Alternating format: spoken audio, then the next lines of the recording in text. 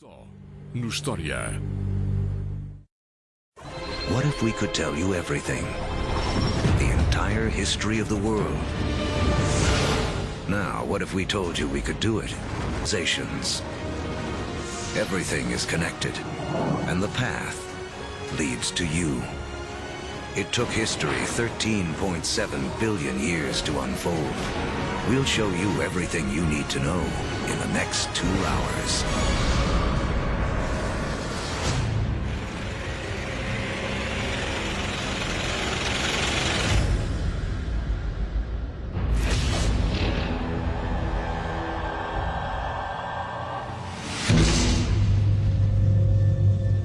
This is our infant universe.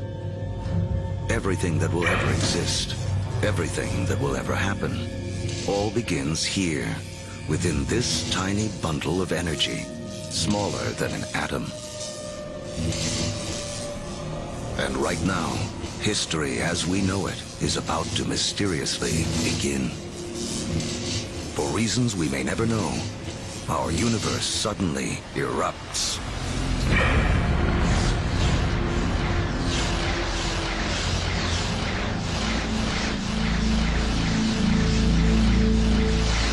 In a millionth of a millionth of a millionth of a millionth of a millionth of a millionth of a second, it went from a size smaller than an atom to bigger than a galaxy. Whoosh! What you're seeing is energy, and it's one key to understanding everything that will unfold in the next 2 hours.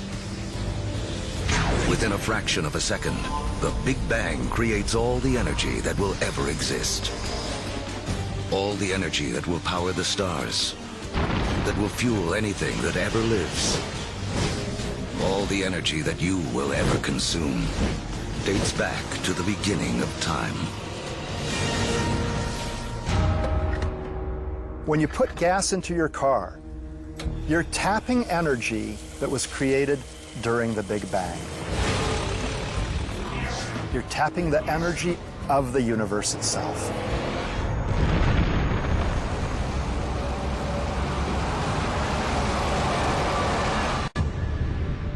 We're only a few minutes into our 2-hour journey, but already 380,000 years have passed. You are about to witness the birth of your original ancestors, the first atoms. This is hydrogen. The universe will use it to make everything in the world around us. Hydrogen is like a baseball team. You say, what player do I want to start my team with? Well, if I want to start a universe, I want to start it with hydrogen. Because from that, with a lot of heat and a lot of pressure, you can build more kinds of atoms. The first atoms blast through the early universe. And luckily for us, they don't spread out evenly. Because in those tiny pockets with more atoms, gravity, the great sculptor of the early universe, begins to work its magic.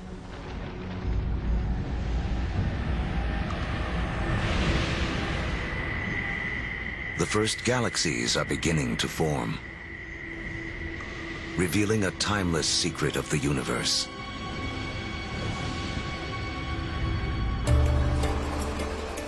Throughout history, whenever more matter and energy can be drawn together in one place, more complex things can emerge. We have all of these urban centers around the planet where so much creativity, so much art, so much science, so much culture came about because of all these opportunities for things to interact with each other. Really, in a sense, where there is stuff, new stuff can develop, and where there isn't anything, nothing much can develop.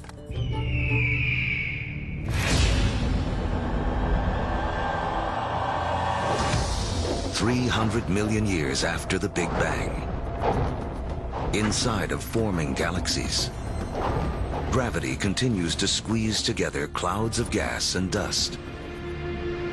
causing pressure and heat to violently rise.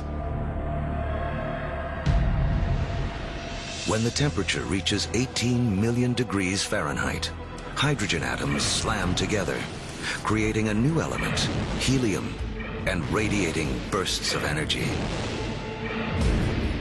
The first stars are born.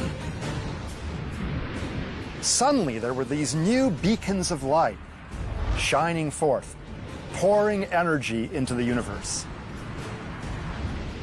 Let there be light. But something is missing from this early universe.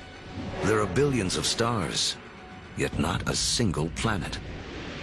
To form planets, and eventually people, to take the next leap that would make all of history possible, the universe needs more to work with than just hydrogen and helium. The complicated elements, the heavier things that we build stuff out of, for example, iron or life built out of carbon and things like that, they're actually manufactured in stars. We may see stars like our own sun as sources of light, but there is something bigger happening deep inside. Stars are element factories. They fuse hydrogen into helium, helium into lithium, forging 25 of the most common elements we'll need to live, including carbon, oxygen, nitrogen, and iron. So, more than 12 billion years ago, stars are already creating the element that will spur the Iron Age, allow for the building of cities, and the creation of some of mankind's most famous monuments. But a look at the Statue of Liberty reveals the next challenge awaiting the early universe. While the statue's frame is iron, her skin requires an element too heavy to be made in stars.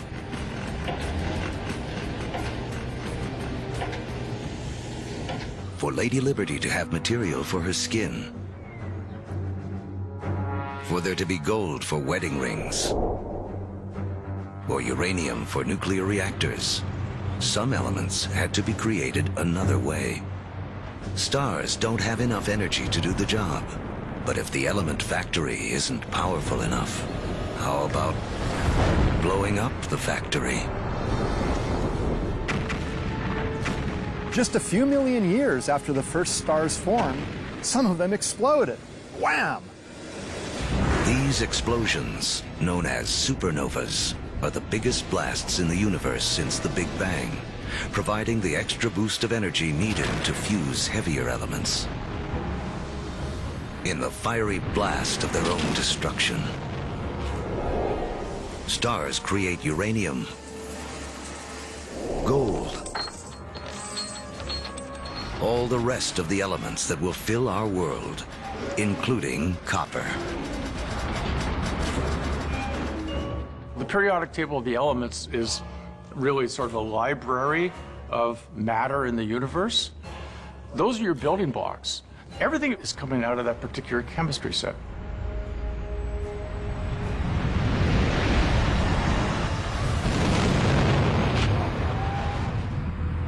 Supernovas are absolutely necessary for us to be here. You know, we have iron in our blood.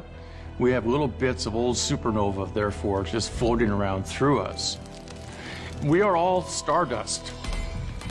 Copper and tin, Bronze Age. Without supernovas, there's no Bronze Age. Go to any supermarket and buy a multivitamin. And go and look in the ingredients. You'll find copper, you'll find zinc, you'll find selenium, you'll find all sorts of elements that can only be made in a supernova. The elements made by stars will become the seeds of life on Earth and the drivers of human history. But the journey has just begun. Before there can be life, the universe has to build us a suitable home. To build a proper house, you have to assemble the right materials all in one place. Now, when planets form, it's the same thing. It's the materials that you have at hand that's going to dictate the kind of house that your planet's going to be. To get enough of the right material in the right place, all at once, takes a very long time. Over the next 8 billion years, more than half of history as we know it the element factories continue their work. Stars explode and are reborn. Each generation with more heavy elements than the last. Until 4.6 billion years ago. Finally, there are enough materials gathered for the next step on the path to us.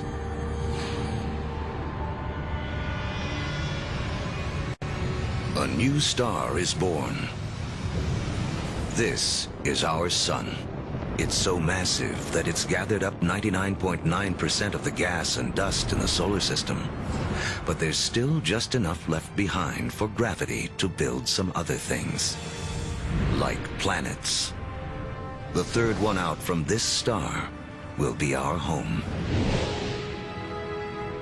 By the time Earth emerges, just over 4.5 billion years ago, 2/3 of the history of the universe has already passed. The first sunrises sweep across a foreboding alien planet. A world spinning so rapidly that a day lasts only 6 hours. When you go back to the early Earth, right after the planet formed, you really have to think of the Earth as another planet. The sun would have looked out over a hellacious scene of just molten lava. In places, you would see rafts of black volcanic rock. Within the liquefied rock, the elements are all in a jumble. Something has to bring order out of this chaos. And once again, that something is gravity. Lighter material drifts toward the surface and forms a solid crust, while heavier material sinks toward the center, forming a molten iron-nickel core. This churning liquid metal creates a magnetic field that reaches out into space. Like a force field, it will protect our future home from the sun's deadly charged particles. Soon, this magnetic field will allow for life to grow, and later guide the explorers who will connect two halves of the world. But for all this to unfold, the Earth will need a critical partner.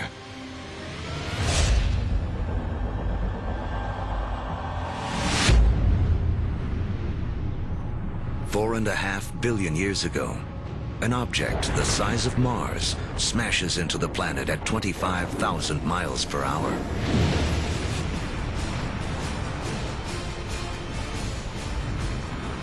Earth swallows up much of the impactor.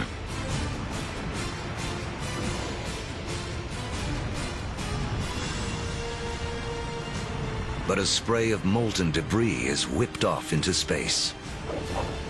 Within as little as a year, gravity gathers this debris into a secondary sphere in orbit around the Earth, where it has been ever since.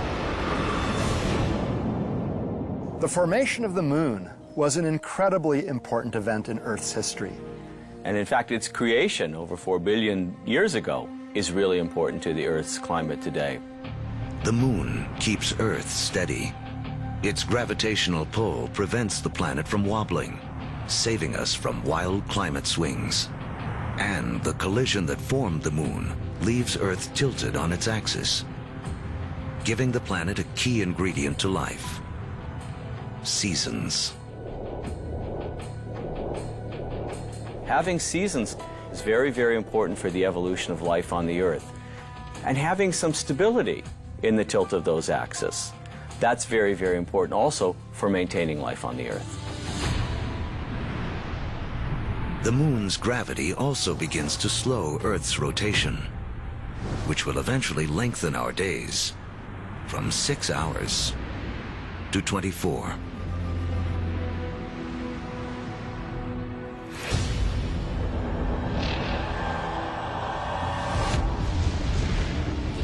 $4.4 billion years ago. It's too hot on Earth for liquid water to exist. But there's water vapor, steam in the atmosphere. The trick is how to get it out of the sky onto any world where you hope to have life. A little rain must fall.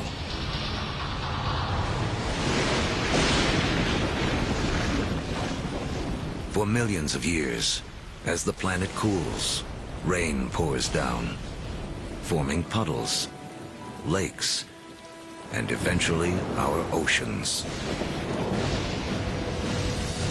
By 3.8 billion years ago, our planet has a moon and permanent oceans.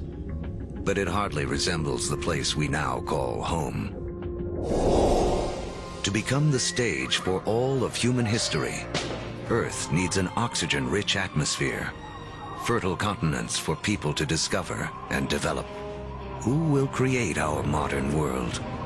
There's 1 trillion of them crawling on your skin right now.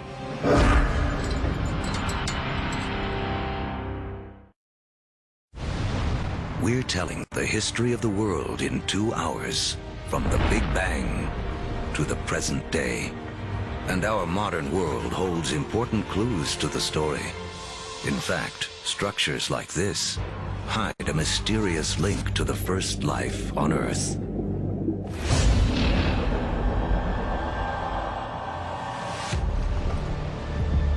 $3.8 billion years ago, beneath the surface of our primeval oceans, a revolution is taking place. 6 simple elements, including hydrogen from the Big Bang, and oxygen, carbon, and nitrogen created by stars, have combined to form the key substances that will make up all life, including us. The most spectacular is DNA. Within its spirals hide the secret codes of life. 700,000 years after the planet first formed, life on Earth begins. We stand not on the shoulders of giants, but of tiny organisms, bacteria. We're very egocentric. We think that we animals run the world, but in fact, we are very late entrants. It was an empire of bacteria long before animals. Animals come along, and we like to think that we wiped out that empire. Well, we would be dead if we wiped out that empire. I have within me an entire zoo of bacteria. In fact, each one of us has more bacteria living in our bodies than there are people on the planet. For billions of years, microbes like these will have Earth to themselves. Like our infant universe, the first life is small, simple, and full of possibilities. The secret of how it explodes into all the incredible forms we see today, including us, goes back to the beginning of time. As we've seen, all the energy that will ever exist was created in the Big Bang. All creatures need to grab their share of this energy to survive. The more we harness, the more efficiently we use it, the more complex we can become. And almost all of our share of the Big Bang's energy is beamed to us by the sun. 2.5 billion years ago, some very special bacteria figure out how to consume the sun's energy to live. In doing this, they also create the most important waste product in the history of the world: oxygen. Soon, oxygen will remake our world. But first, it has another important job to do. Earth's ancient seas are full of iron particles, and everyone knows what happens when oxygen meets iron. Here I'm a little bacterium. I've produced this oxygen molecule, and here's a big piece of iron clump. I rust it. This rusted iron collects on the seafloor. Billions of years later, these huge deposits will be raised up to become major sources of the world's iron and steel. It was these iron deposits that later on drove the Industrial Revolution. In this way, the Brooklyn Bridge and the other early landmarks of the Industrial Age are a direct link to some of the first life forms on Earth. Once there's no more iron left in the sea to rust, these ancient bacteria have a mission to complete. They create so much oxygen that it fills the oceans and escapes into the atmosphere. And from then on, we have a very different planet from all the other planets in the solar system. Now, life takes a giant leap. For the first time, some bacteria learn to live on oxygen. Every human breath is a ritual, 2.5 billion years old. Life tends to stick with what works, even over the course of billions of years. Oxygen is a game changer. By taming its power, life has found a better way to energize itself. 20 times more efficient than anything used on Earth before. What life does with all this new energy will be the story, the place we now call home.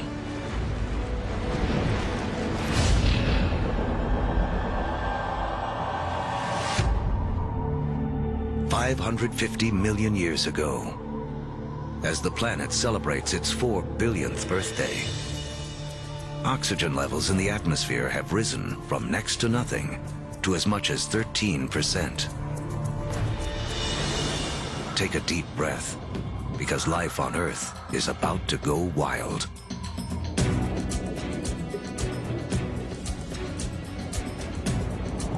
This is the Cambrian explosion, biology's version of the Big Bang.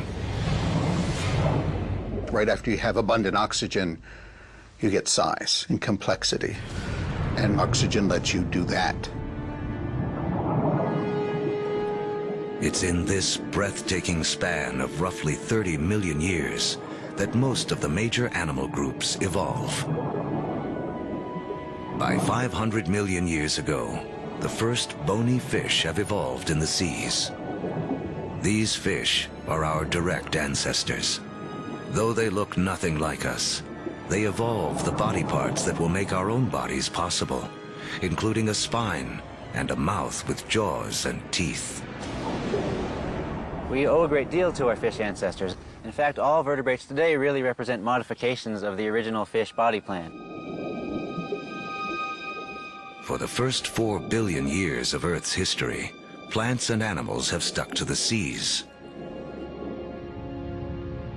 But that all begins to change. With oxygen comes an ozone layer, protecting us from dangerous radiation. Plants make the move first.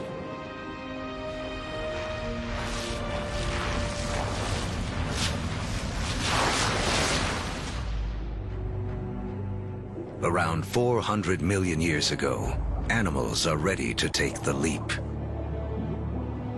Among the first ashore are the amphibians, whose descendants will include us.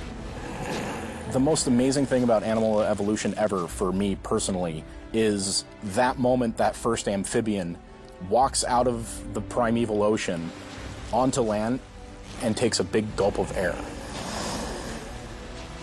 Kind of like great-great-great-great-great-great-grandpa coming out of the ocean and seeing this fantastic world. And it's like, hey, I can live here. Look at those trees, look at those bugs, there's food here, I can do this.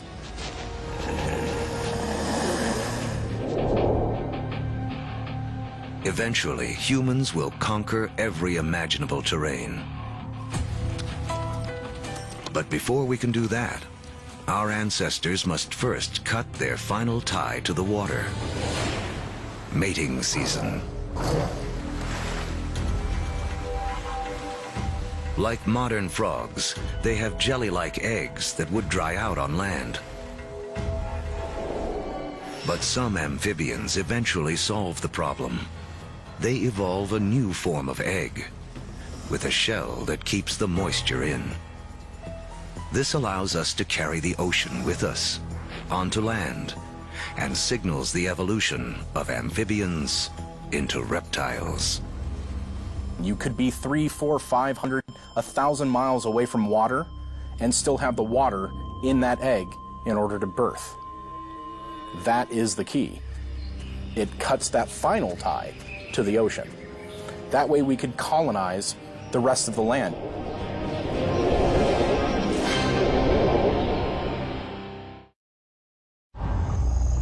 $300 million years ago, life flourishes in massive tropical swamps where planet Earth is cooking up a surprise. As plants die here, they are buried, compacted, and cooked. Energy created in the Big Bang and radiated by the sun to plants on Earth is now locked away underground as coal, a gift to be opened by human beings millions of years in the future.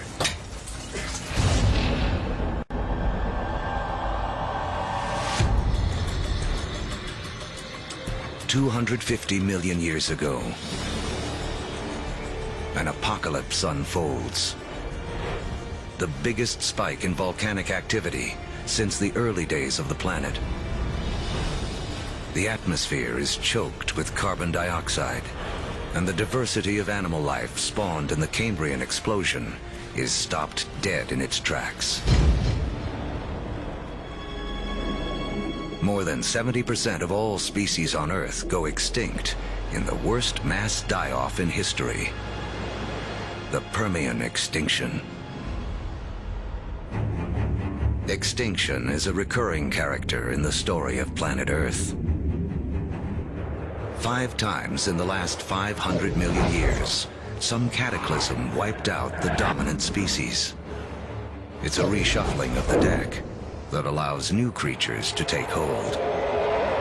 New creatures like the dinosaurs.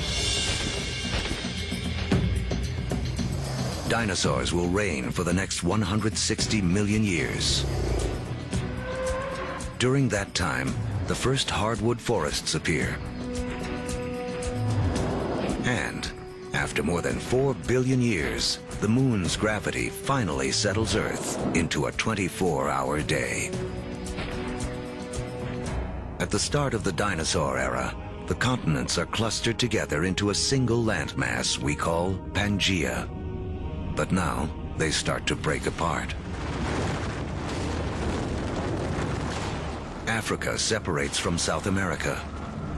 The vast Atlantic Ocean opens up, creating what will become one of the defining barriers of human history, the gulf between the old and new worlds. The undisputed stars of the dinosaur era are animals like Triceratops and T-Rex. But there are some important creatures scurrying around their feet. If we were to trace our lineage back far enough, we would come to really small shrew-like mammals surrounded by these titans of reptile life. During that time, mammals, we were living on the fringes. We were maybe stealing dinosaur eggs, maybe just eking out an existence. So the dinosaurs kind of held us back. The biggest headline of the history of dinosaurs, which is 160 million years, is that we lost. Mammals lost. We couldn't get much bigger than a small cat. For 160 million years, all the medium-sized, medium-big, big, gigantic, and stupendous animals were dinosaurs. For that whole time. They beat us fair and square. But the deck is about to be reshuffled.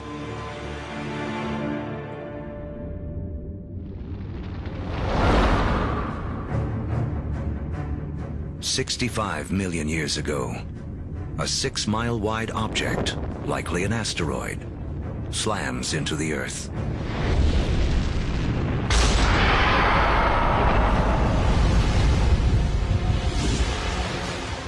A dust cloud blocks out the sun. Temperatures plummet. every creature on land weighing over 50 pounds goes extinct. The reign of the dinosaurs is over. The greatest gift that the dinosaurs ever gave us was dying. When they went extinct, it gave the mammals time to rise.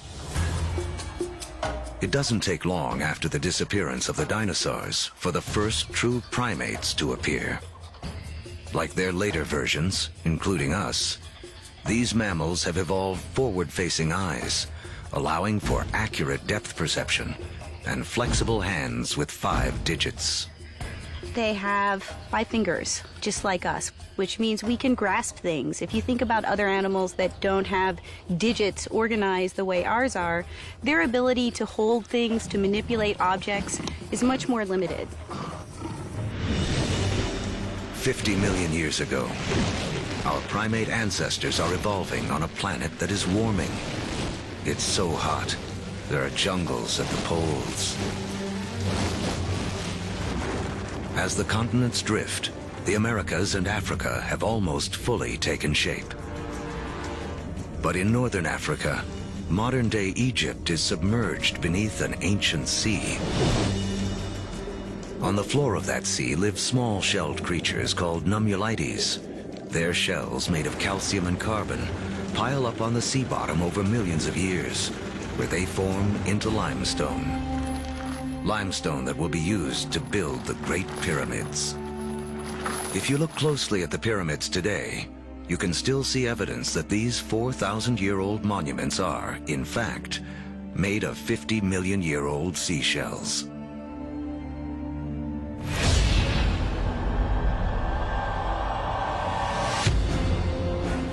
By 10 million years ago, Earth is morphing into a world most of us would recognize. The Colorado River is carving out the Grand Canyon. Mountain ranges like the Himalayas have arisen. They're so tall, they disrupt weather patterns, setting the stage for a colder planet. The Isthmus of Panama emerges to connect North and South America, cleaving the connection between the Atlantic and the Pacific, disrupting ocean currents and tipping the world even more towards an ice age. With the planet getting colder, our primate ancestors hang on in the tropics. But a new creature is coming in that threatens to destroy them. 7 million years ago, our primate ancestors lived safely in the trees. But their neighborhood is about to be invaded. This newcomer will have as profound an effect on human history as any other living thing on Earth.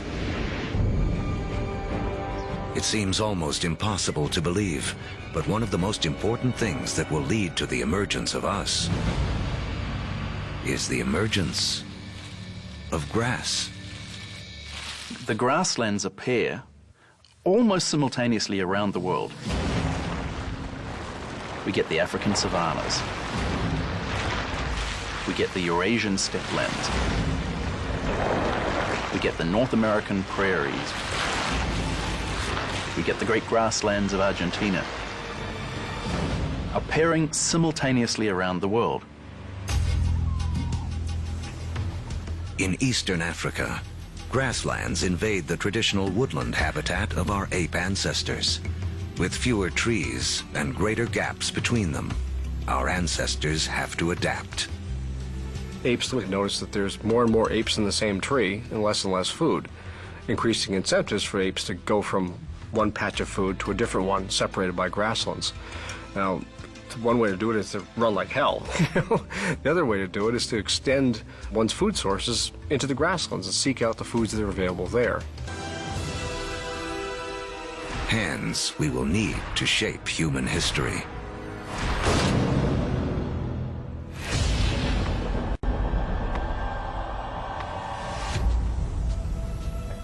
$2.6 million years ago, early proto-humans, or hominids, walk an Earth whose rocks are loaded with the element silicon. created in the cores of stars billions of years before. Silicon is the second most abundant element in Earth's crust. One of its chemical quirks is the ability to bond with oxygen to form crystals that combine into solid rocks. Rocks that can be chipped and shaped without shattering. Hominids started doing this 2.6 million years ago, breaking cryptocrystalline silicates to make sharp edges, and people use them for millions, literally 2.6 million years. Simply having a modified stone with a sharp edge on it, now suddenly you have a hammer. You have a crude cutting edge. A simple modified stone means a human can suddenly do 1,000 more things than we could do previously.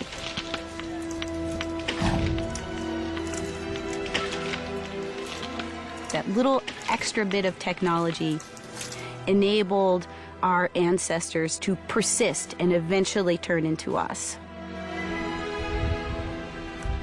Silicon launches the first technological revolution, the Stone Age. Millions of years after it powers our first handheld devices, another chemical quirk of silicon will make it the height of technology once again.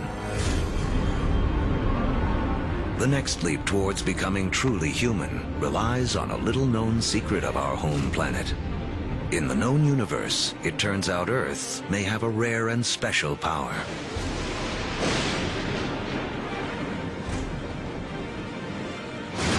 Of all the planets and moons in the solar system, we think that Earth is unique in the ability to sustain fire. Other planets and moons have lightning and lava. But only on Earth do we have the two critical things we need for fire to burn. A vast fuel supply in the form of plants and trees, and an atmosphere full of oxygen to fan the flames. If fire wasn't a possibility, you'd have nothing like us running around. Homo sapiens, they made a world with fire.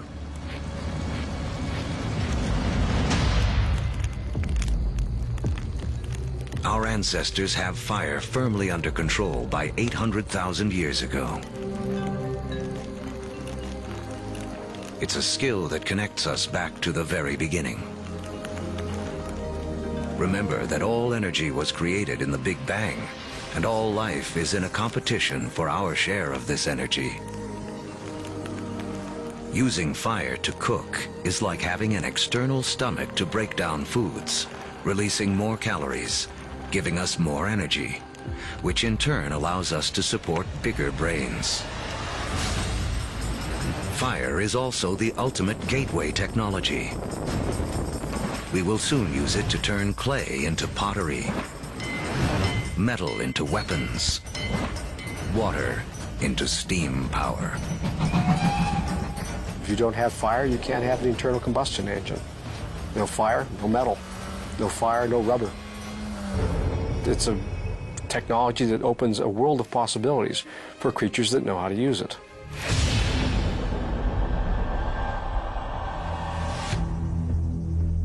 "200,000 years ago, the modern human has fully taken shape. The larynx, or voice box, which is high up in the throat in our ancestors, descends. More complex sounds are now possible. We begin to speak. For the first time, information can be shared between individuals and across generations. Humans have gained a critical advantage over every other creature on Earth. You can tell my grandfather said that when the elephants didn't show up, we go off and hunted zebras. You know, my aunt told me that her cousin found this water hole on the other side of that river. And we can all benefit and we can all understand what they mean when they're describing what they found out on that landscape. Language changes humans from being like standalone computers to being networked computers, where you can share information. One doesn't need to depend on one's own personal experience. One can borrow the personal experience of anyone with whom one can communicate. That's a powerful advantage. No other creature has that. As a species, humans become exponentially smarter. The global game board has been set, and we are now ready to play. 100,000 years ago, man can move. We have agile hands and primitive tools. We can communicate and control fire. We are finally ready to expand out of our African home on a path millions of years in the making.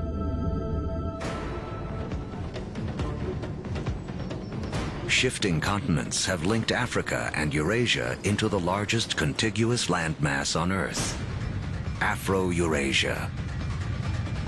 33 million square miles, more than twice the surface area of our entire moon. For early humans, this means more than half the land on Earth can be reached on foot. Human dispersal was a crucial game changer. We are one of the few primates that live on more than one continent simultaneously. So what that means is that we're better insulated from the kinds of things that cause big mammals to become extinct than other primates are. It's extinction insurance. Dispersal is extinction insurance. But just as the world begins to open itself up to man, the planet turns on us. An ice age begins. Now the planet will test us like never before. By 50,000 years ago, glaciers begin to advance down from the North Pole. At the same time, humans continue their conquest of the globe, arriving in China and Australia. By 30,000 years ago, Homo sapiens reach Europe for the first time. By 20,000 years ago, with the ice nearing its most extreme, the march of man reaches the frigid tundra of northeast Siberia. Despite the trials of the Ice Age, man endures and develops the last skills we will need to be truly human. The clues lie in these symbols. We have taken an intellectual leap to think beyond the here and now, beyond what is simply needed to survive. We can only start saying we have an organism that is human, that is the same as us, when we start seeing evidence of symbolic thought. It's when we start seeing a picture of a cow that everybody will recognize as the picture of a cow.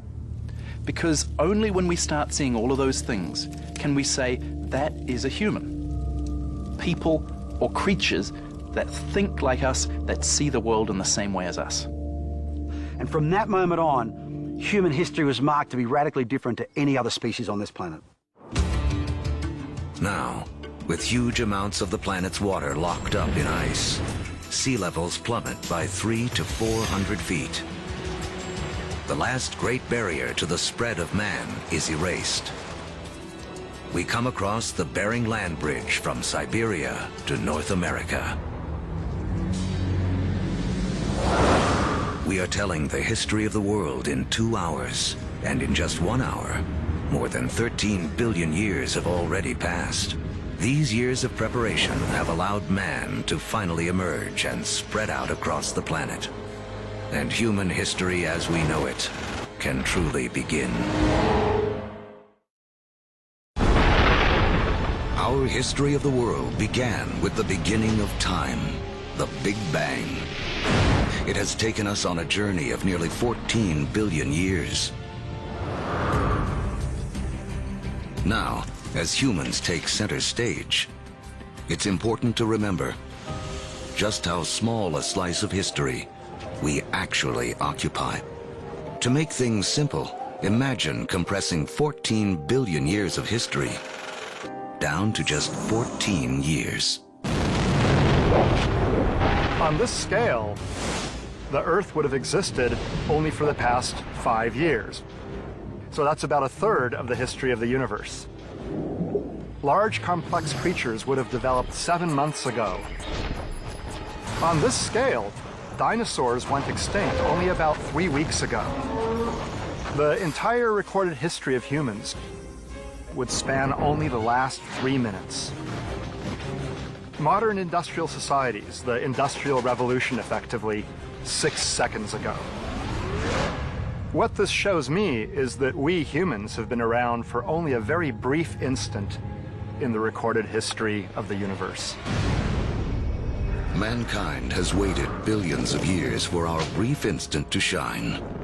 As the stars and our evolving planet carried out the slow work of organizing the elements in a way that would make human history possible.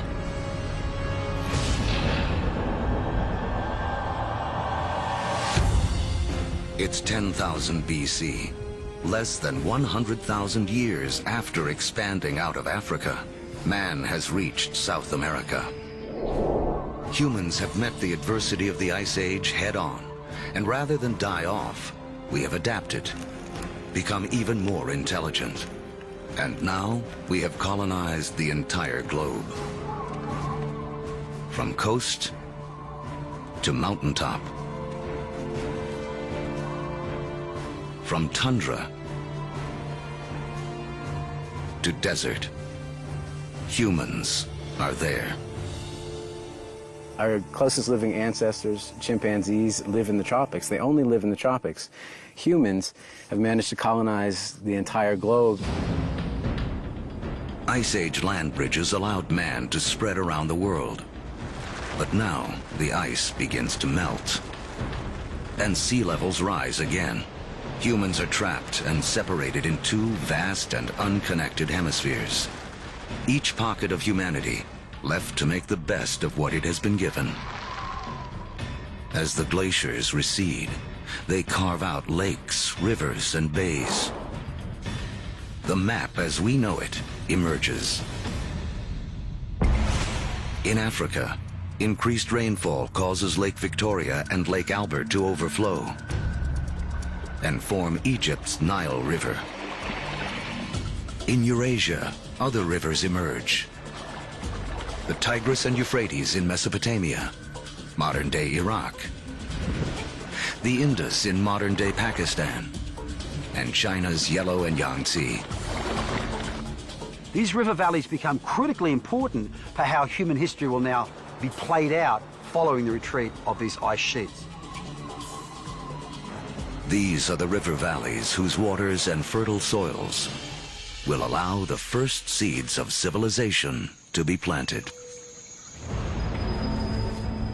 With temperatures warming after the Ice Age, plants and animals are more plentiful, and man can finally choose to stop moving. Permanent settlements begin. Populations grow.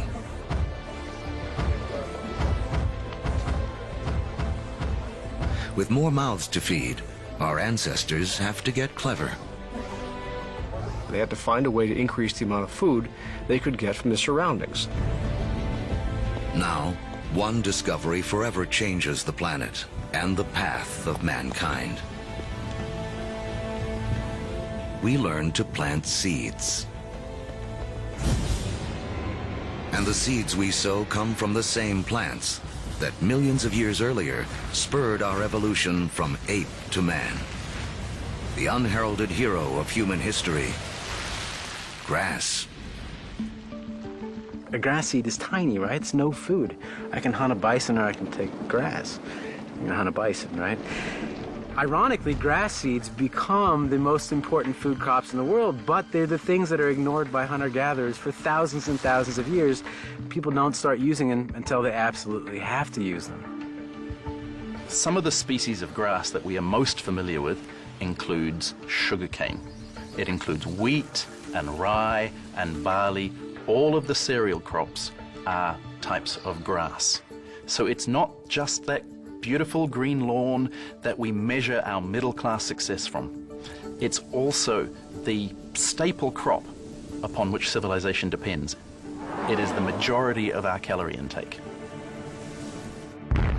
Once again, It all goes back to the Big Bang. Central to the story of all life is our competition for that energy created at the beginning of time. Just as oxygen gave us an edge, just as fire allowed us to consume more calories, switching to farming is an energy revolution. A hunter-gatherer needs 10 square miles of territory to provide himself with enough sustenance, enough energy in the form of plants and meat to survive. A farmer can harvest the sun's energy so efficiently, he can fulfill his needs using only 1/10 of a square mile of land. In the warming after the last ice age, farming begins to take hold in 6 places around the globe. But by the fortunes of geography, no place in the ancient world has a better concentration of plants and animals that can be domesticated than the Middle East's Fertile Crescent. In the Middle East, we have this remarkable convergence of species that seem to have been susceptible to domestication, both plants and animals.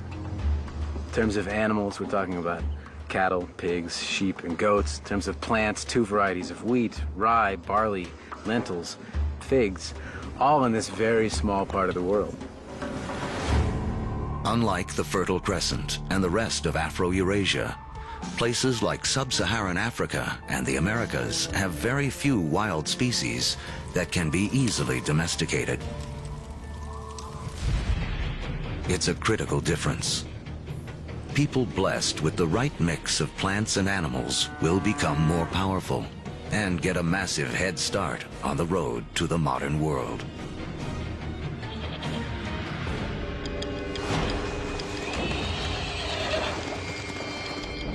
One animal that gives any human who can tame it an almost unbeatable edge is the horse.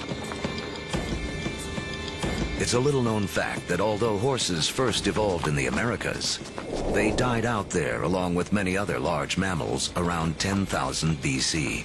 There were at least 3 species of Ice Age horses in North America, maybe more. Some as small as ponies, some as big as Clydesdales. And they had evolved in North America for 40 million years. They're part of the whole history, and then they're gone.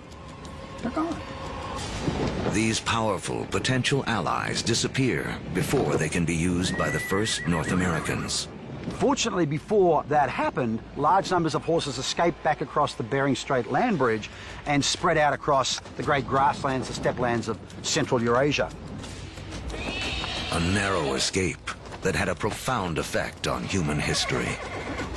Around 4000 BC, nomadic people in Central Asia learned to tame them for the first time. Domesticated horses will be harnessed across Eurasia, advancing everything from work to warfare. Perhaps no other animal has had a bigger influence on the course of human history. And the circle wouldn't be complete for another 5,000 years, when Christopher Columbus would bring horses with him on his second voyage to the Americas.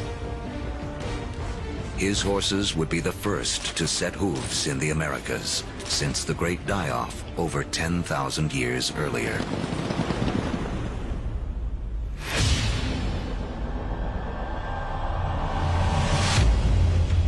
"6,000 years ago, domestication of animals and plants sets the stage for the next phase of human history. Like clouds of interstellar dust gathering in material to form stars, a type of gravity is at work as places like Sumeria, located in part of the Fertile Crescent known as Mesopotamia, draw in people, support large populations, and spin up into centers of power and innovation.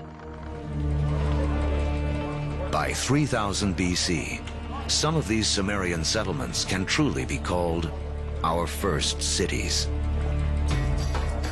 One of them, Uruk, has around 50,000 people living in less than 1 square mile. A population density that rivals modern-day New York City. Humans have become so efficient at deriving energy from domesticated food that this land area, which would have supported only a single hunter-gatherer, now can support thousands. But a change in diet also triggers a new dependence. Once you move to agriculture, you are depending for 80–90% of your calories on perhaps one or two species. In the case of the Middle East, wheat and barley. In the case of wheat and barley, they both ripen at about the same time. Humans have to gather the seeds at the same time. So now we have our food for the year that has arrived in one hit. It's like getting your salary paid once a year. You need to record it, you need to plan, because if inevitably your crop fails, you have famine, and you're not going to have another go for another 12 months.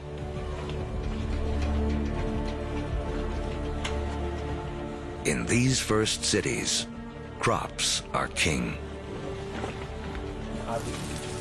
To keep track of them, our ancestors developed the first writing. To protect them, the first armies. And to administer them, the beginnings of politics.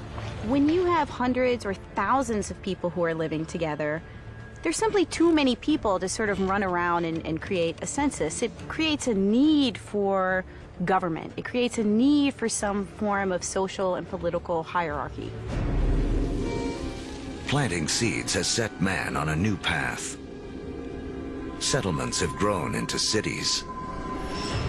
But to take the next epic step from city to civilization, we'll need the help of a very surprising creature.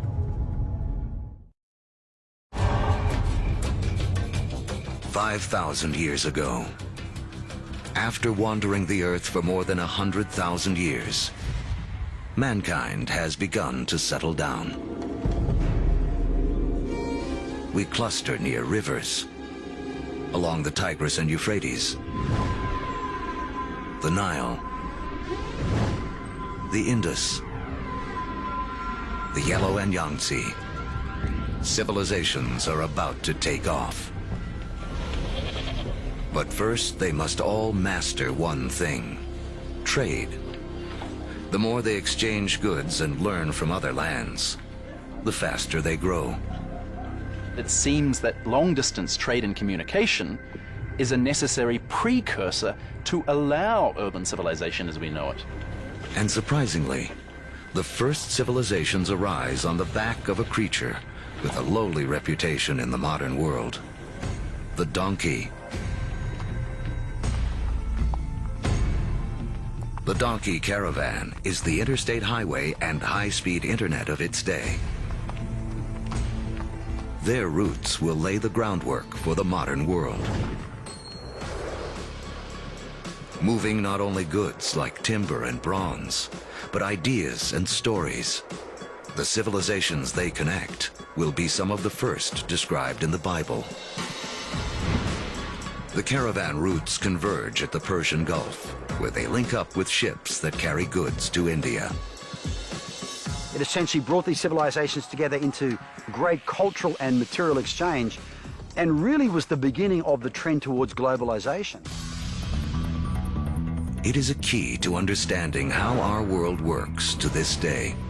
Just like the first civilizations, we trade and form networks. These networks form hubs. And throughout history, being at that hub has meant one thing. The amount of ideas, the amount of cargo that passes through a region seems to have a direct correlation to how powerful and important they are. By 2000 BC, humans have gone from humble huts to massive monuments. In Africa, great pyramids arise on the banks of the Nile. The first stages of Stonehenge rise up in ancient Britain. And back in Sumeria, artificial temple mounds called ziggurats climb ever higher toward the heavens. To cement these massive structures together, the builders of Sumeria turned to a substance that oozes from seepages along the Euphrates River. It's called bitumen. Used as asphalt in the modern world, it is the first petroleum product to be exploited by mankind. While bitumen is highly prized, the lighter, thinner substance oozing from the ground along with it is considered a nuisance by the ancients because it catches fire so easily. The ancients call it naphtha. We call it gasoline. And it's one of the first indications of the vast oil fields that will one day turn the cradle of civilization into a center of wealth and warfare. The legacy of these first civilizations can be seen in surprising ways. The Sumerian counting system was based on the number 12 rather than 10, which is why we divide our days into two 12-hour blocks, our hours into 60 minutes, and our minutes into 60 seconds. The Sumerians also likely invented the wheel, which eventually leads to another innovation that will change the course of man, the chariot. Thus bringing together the Sumerian invention of the wheel, right, with the domestication of the horse that had occurred amongst these nomadic peoples into this really formidable piece of military technology. Around 1200 BC, a chariot-driven clash of civilizations cuts off trade routes for copper and tin, the metals we need to make bronze tools and weapons. But luckily, the stars have made us an alternative: iron. Now, metalsmiths make a crucial discovery. By working at higher temperatures, they can release the power of this ancient metal. Easier to sharpen and 700 times more common on Earth than copper. It is a game changer. Humanity enters the Iron Age.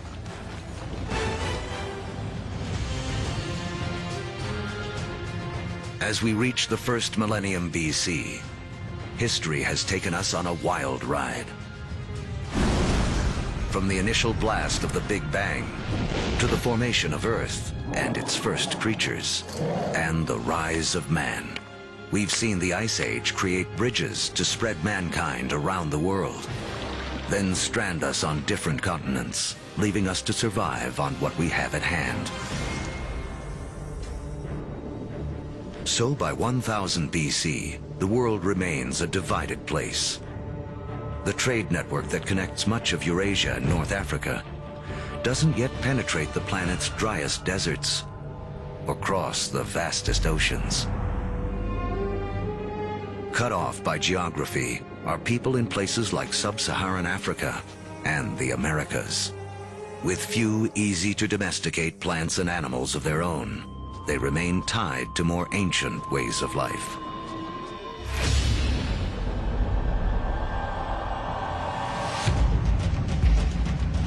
In 600 BC, the cavalry have arrived. Humans ride into battle on horseback for the first time. We've seen that just taming a horse gives man a massive advantage. Now, pairing him with iron weapons makes him nearly unstoppable. These advances in technology, they don't just make a fighting ability possible. They make empires possible. And that is the story of the next several millennia. With new technology and improved logistics, empires spread, uniting massive land areas under a central control. As empires grow, so do new beliefs. One interesting phenomenon we see with the rise of these empires is this idea of monotheism, this idea of a universal God that develops over time, and it's just a phenomenon. Judaism emerges, from which we eventually get Christianity and Islam. Buddhism and Hinduism also arise. The 5 major religions today are all rooted in this remarkable era. Although empires spread, some great powers remain isolated. The rise of the Himalayas 50 million years earlier has left China cut off from trading with the rest of the world. But that is about to change. Around 100 BC, a Chinese emperor sends an envoy to the west in search of alliances. The routes he travels will become the Silk Roads, a massive trade network that connects China across Central Asia to the Roman Empire. China has joined the world. As far as we know, no Chinese trader ever met a Roman, no Roman ever met a Chinese trader, at least during this first period of the Silk Roads. But this vast trade then began to explode. Between about 100 BC and about 200 AD, we have 3 centuries of trade and cultural exchange on a level that has not been seen before in human history. But this new human network also unleashes hidden dangers.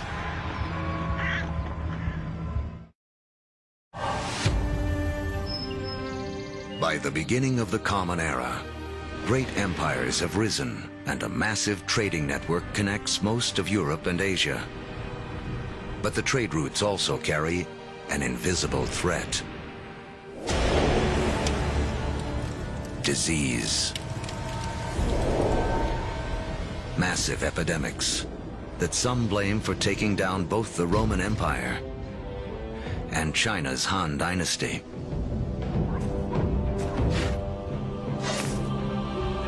But these networks also lead to the spread of religion. In 312 AD, the Roman Emperor Constantine converts to Christianity, paving the way for it to become the dominant religion of Europe and the West.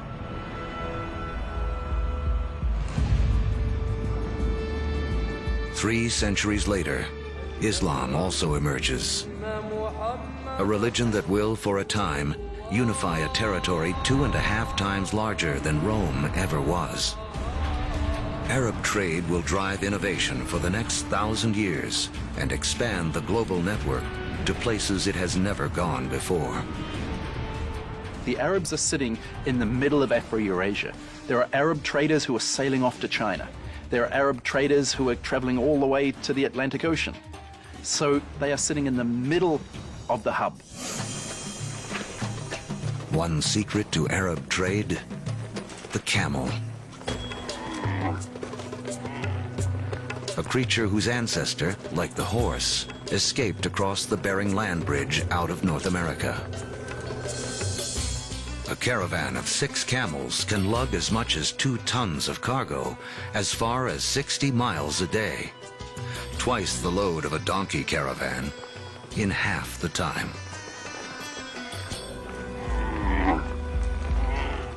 For the first time, camel caravans open up reliable trade routes across the formidable Sahara Desert, leading to the formation of the first states in West Africa. Arabic trade expands, moving salt from the Sahara to Rome, rice from Eastern Asia to India, the secrets of making paper out of China into Europe, and countless other inventions and ideas around the world. Where does our word for lemon come from? Where does our word for coffee come from? They're all Arabic, because the Arabs brought a huge number of food crops into Europe. Oranges, citrus crops, they come from South China. Yet they don't make it to the West until the Great Age of the Arabs. In Islamic North Africa, one Italian merchant named Leonardo Fibonacci becomes well-schooled in the ways of Arab traders. He picks up on a simple but ingenious counting system that originated in India but is used extensively in the Arab world. His writings will spread this knowledge to Europe and around the globe. With everyone counting the same way, business and trade will explode. And because of Fibonacci, people today still almost universally use the numbers known as Arabic numerals. But there is another idea Arab traders will spread, something even more influential. It originates in China around 800 AD. A Chinese alchemist in search of an elixir for long life instead stumbles upon chemistry that can bring sudden death. He combines carbon and sulfur with saltpeter, a compound made of potassium, nitrogen, and oxygen. Forged in the stars, these elements now come together to make gunpowder. The recipe for gunpowder eventually moves west across the Silk Roads to the Islamic world, where Muslim warriors use it to fire cannonballs at Christian crusaders.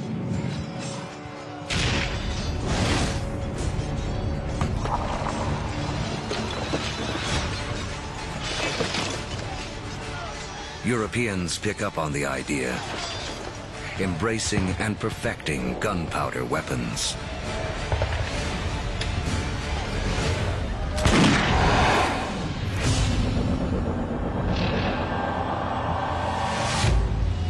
(1492 AD).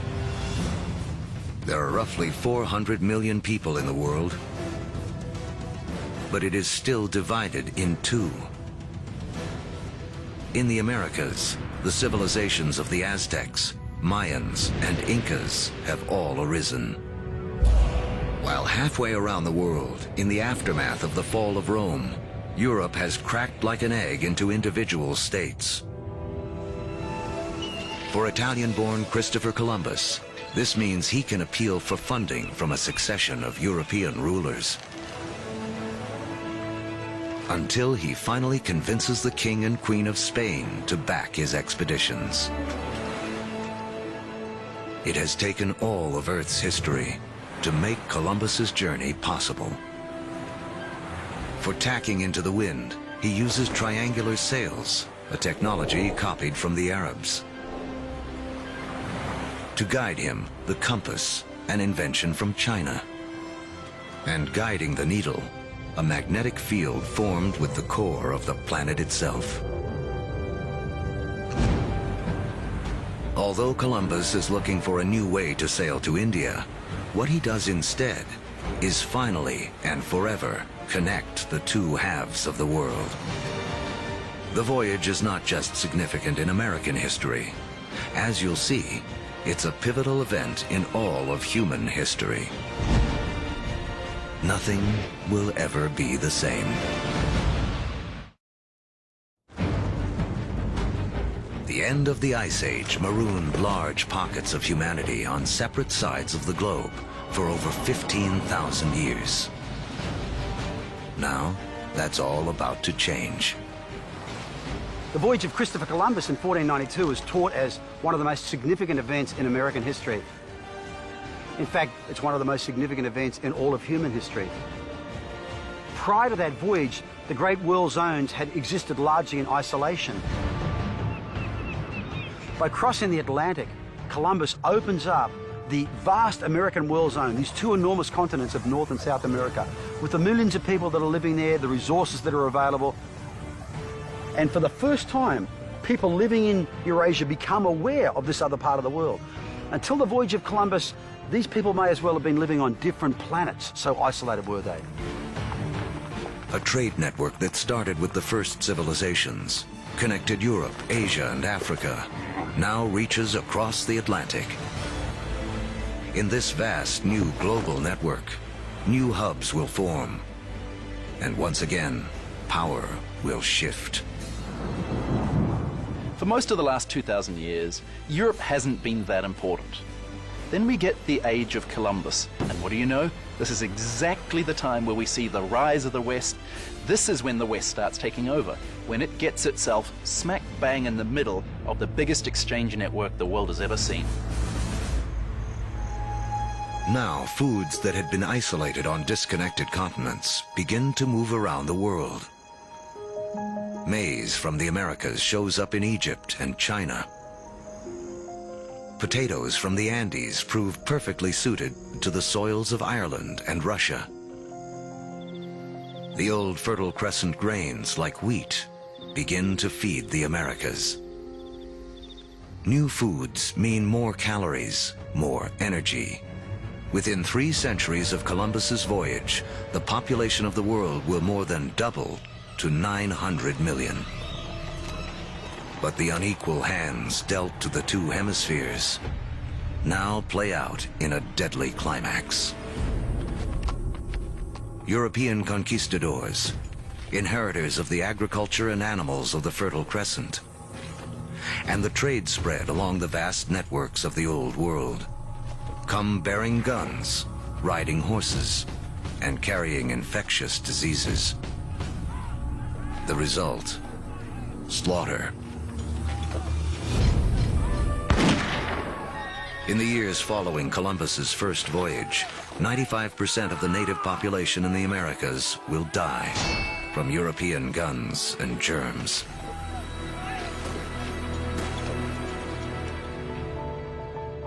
Once the hemispheres are connected, nothing can ever be the same. Take the incredible story of sugar. Chemically, it's the only source of fuel for our brains, a substance we are programmed to crave. Raw sugar comes mostly from sugar cane. Once again, a grass will play a central role in the story of mankind. First cultivated more than 6,000 years ago in Asia, Europeans discovered sugar in the Middle East during the Crusades and carried it home. Europe was hooked. But there's virtually nowhere in Europe where sugar can grow. Then we have Christopher Columbus and the discovery of the New World. And the Spanish conquistadors, yes, they initially are very interested in the gold and the silver, but really, they just want to make it rich. They don't care how they're going to make it rich. And once the gold and the silver has been looted, the next step is to open sugar plantations. The Spanish themselves don't want to work in the sugar plantations. They start looking around for a new labor force. And over on the other side of the Atlantic, there is a place where they can buy slaves. And if we look at the history of slavery, the #1 destination of slaves from Africa are sugar plantations. So the history of sugar shapes the development of history through the Middle East, through the Crusades, through the conquest of Mesoamerica, and even the history of slavery from Africa to the Americas.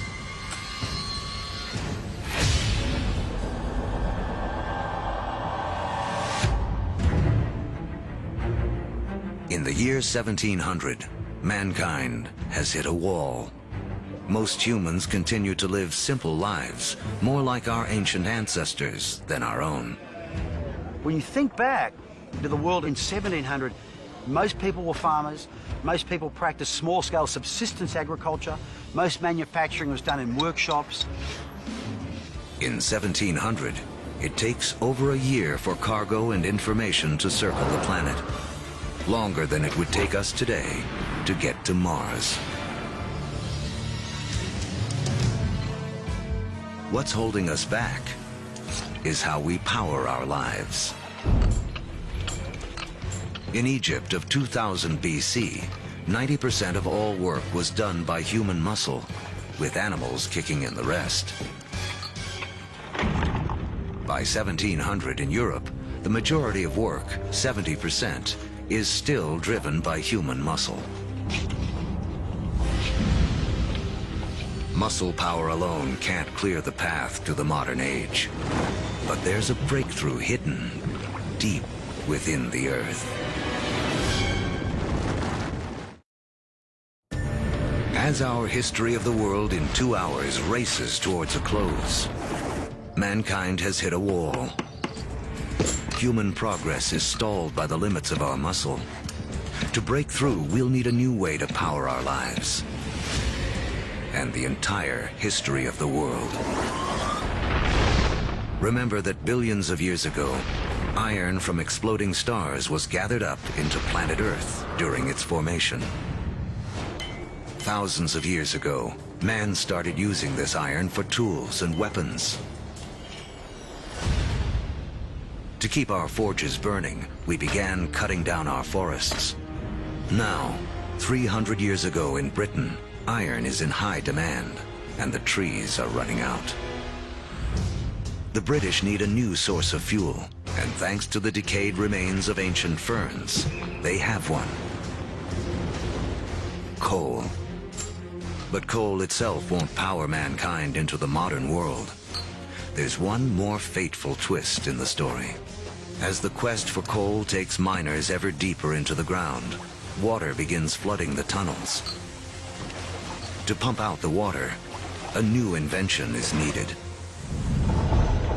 In 1712, Thomas Newcomen produces a pump powered by burning coal and driven by steam. Newcomen's machine is the first practical steam engine. It is this combination, energy and engine, fuel and machine, that will free man from the limits of his own muscle and change the world. The Industrial Revolution begins. Along with political revolutions in America and later France, this technological revolution forever transforms the landscape of the world. And before long, the Atlantic world has become the new economic, therefore cultural, therefore political, therefore military leader, and will utterly dominate global geopolitics from that moment to this. Trains thunder across the countryside. By the 1870s, the internal combustion engine has arrived, and the Germans invent its killer app, the automobile. Oil, the substance which the ancients considered too flammable to be of any use, becomes the most important commodity on the planet, fueling even more innovation. The telegraph and telephone move messages at lightning speed. With electricity, mankind reclaims the night from darkness. The hub of power has shifted. In 1800, Europeans and their descendants controlled 35% of the land on Earth. By 1900, they control 85%. By the 20th century, fossil fuels and the internal combustion engine have amplified everything, including warfare. That technology meant that military power and military conquest was something that could be international in a way that it had never been before. In the 20th century, almost 3 times as many people are killed as a result of war as in the previous 2,000 years of human history combined. The application of the industrial skills, the industrial technologies of the 18th century reached their culmination, I think, with these extraordinary events. And it's all being driven again by the micro-fossilized bodies of organic entities that disappeared into ancient swamps millions and millions of years ago. The Industrial Revolution also allows the human population to explode. It has taken 200,000 years of human history, from the dawn of man to the year 1900, for the population to reach 1.6 billion. Now, within the 100 years of the 20th century, it nearly quadruples to more than 6 billion. The 20th century is the most extraordinary moment in human history. Never before have we seen change on such a scale.